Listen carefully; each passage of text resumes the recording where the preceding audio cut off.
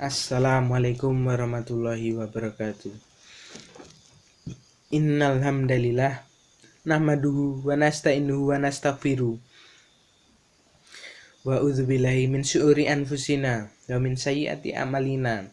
Man yahdihillahu fala mudhillalah wa man yahdihillahu fala hadiyalah. Allahumma sholli wa sallim wa barik ala sayyidina Muhammadin wa ala alihi wa sahbihi ajmain. Amma ba'du. Jamaah sholat Jumat rahimakumullah. Ketika Rasulullah Shallallahu Alaihi Wasallam berhijrah dari Mekah ke Madinah, beliau memulai pembangunan sebuah masyarakat negara dengan 3 hal pokok. Yang pertama adalah membangun masjid, yang kedua mempersaudarakan antara kaum muhajirin dan kaum ansor, yang ketiga ialah mengikat perjanjian antara pemeluk agama Islam dan pemeluk agama lainnya di Madinah. Mengapa hanya 3 hal itu? Karena ketiganya merupakan sebuah fondasi untuk terbangunnya sebuah kehidupan yang harmonis dan damai. Masjid untuk menguatkan ikatan batin antara manusia dengan Tuhannya, persaudaraan untuk menguatkan hubungan antar sesama muslim, sedangkan perjanjian untuk menguatkan hubungan antara umat Islam dan umat beragama lainnya yang sudah ada di Madinah. Sebuah masyarakat yang selalu terhubung kepada Tuhannya tentu akan mendapatkan pertolongannya, mendapatkan bimbingannya dan petunjuknya. Masjid merupakan sarana untuk menguatkan hubungan itu. Bahkan untuk membangun masjid itu, Nabi Muhammad Shallallahu Alaihi Wasallam ikut turun mengangkat batu. Dalam perkembangan selanjutnya, masjid bukan hanya untuk beribadah madha, tetapi juga untuk mengaji dan berdiskusi tentang ajaran-ajaran agama untuk memperkuat hubungan dengan Tuhannya. Yang kedua, para pendatang dari Mekah banyak yang tidak membawa apa-apa ketika ikut berhijrah ke Madinah.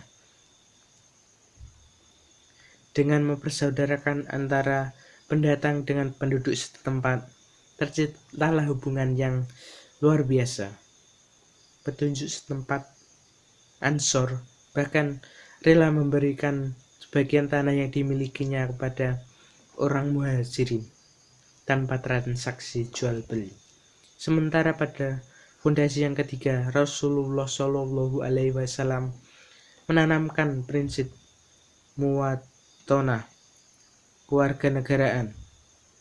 Prinsip ini mengacu pada adanya hak bagi siapapun yang berada di Madinah untuk menjadi warga negara yang sama, tanpa melihat agamanya, suku bangsanya, asal keturunannya, dan sebagainya. Dengan prinsip seperti ini, seorang muslim sama kedudukannya dengan seorang Yahudi atau Nasrani dalam beragama, bermasyarakat, berbangsa, bernegara, bersosialisasi.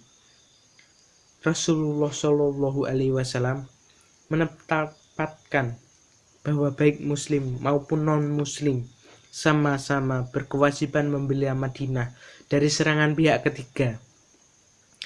Dalam bahasa sekarang, prinsip mungkin bisa kita katakan sebagai prinsip menerima keberadaan pihak lain, qabul akhar, yang berbeda, bahwa agama Islam yang dibawa oleh Rasulullah Shallallahu Alaihi Wasallam mengajarkan kepada umatnya, pemeluknya agama Islam adalah agama terakhir pembawa keselamatan dunia akhirat.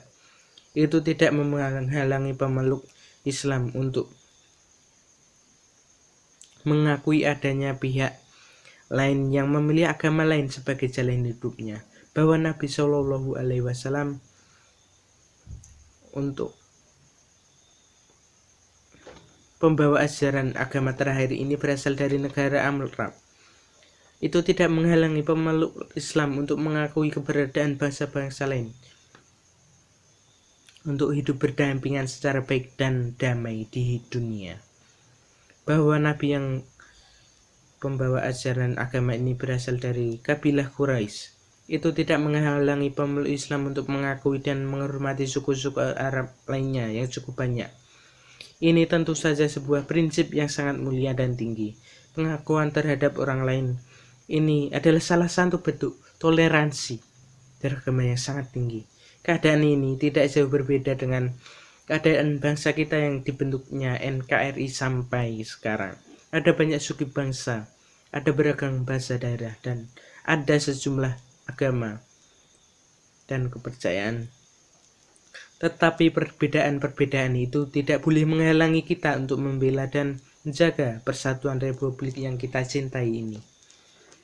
Karena itu, jika ada elemen bangsa, apalagi umat Islam yang ada selalu berupaya memancing di air keruh, berusaha menumbuhkan bakar, membesarkan perbedaan dan keberagaman, ini boleh jadi dia belum mengerti makna toleransi yang diajarkan oleh Rasulullah Shallallahu Alaihi Wasallam.